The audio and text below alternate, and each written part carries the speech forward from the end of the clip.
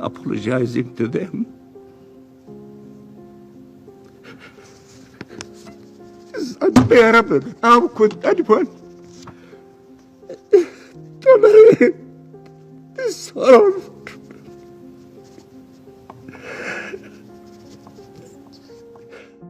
अगर आपके सामने 9 बच्चों की जली हुई लाशें लाई जाएं, आपका क्या हाल होगा? क्या आप सांस ले पाएंगे?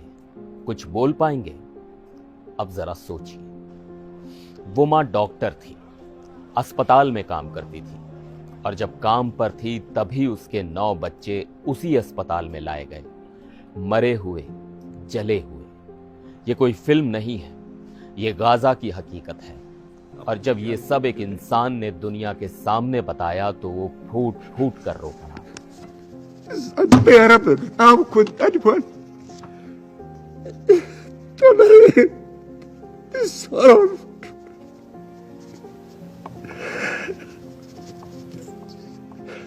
ये आदमी कोई आम इंसान नहीं है।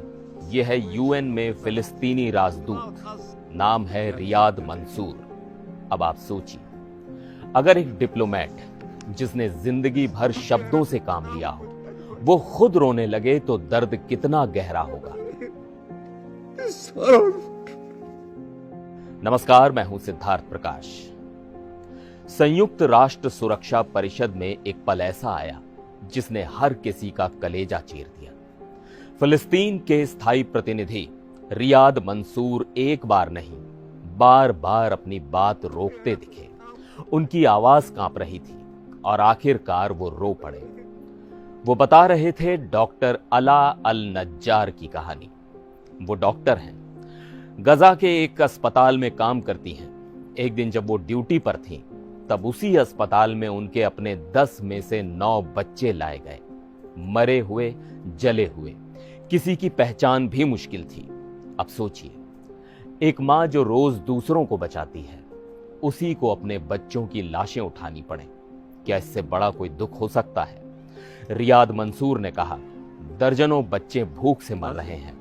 माएं उनकी लाशों को गोद में लेकर बैठी हैं, बाल सहला रही हैं, उनसे बात कर रही हैं, माफी मांग रही हैं कि वो उन्हें बचा नहीं सकी। बताइए, कोई कैसे बर्दाश्त करे ये सब?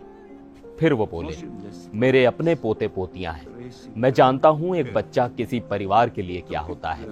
ये सब देखकर भी अगर दुनिया चुप है तो इससे बुरा कुछ नहीं हो सकता। उनकी बातों में आंसू थे, गुस्सा था, दर्द था। वो कभी मेज पर हाथ मारते, कभी रुक जाते, कभी बोलते बोलते टूट जाते। उन्होंने कहा, आग और भूख फिलिस्तीनी बच्चों को निगल रही हैं। इसीलिए हम गुस्से में हैं, क्योंकि हम अपने बच्चों से प्यार करते हैं, हम अपने लोगों से प्यार करते हैं और ये बर्बरता अब और नहीं देख सकते।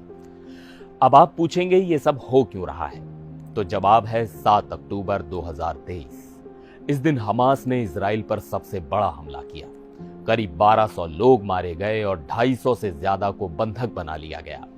इजराइल ने जवाब में गाजा में एक बड़ी सैन्य कार्रवाई शुरू की जो अब तक जारी है।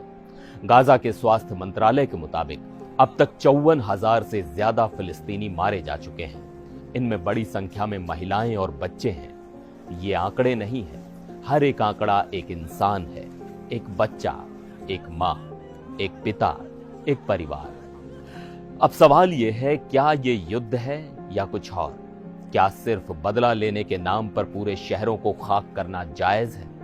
एक मां के 9 बच्चे जब उसकी आंखों के सामने जले हुए शव बन जाएं, तो ये सिर्फ पॉलिटिक्स नहीं रह जाती, ये ह्यूमैनिटी का टेस्ट बन जाती है।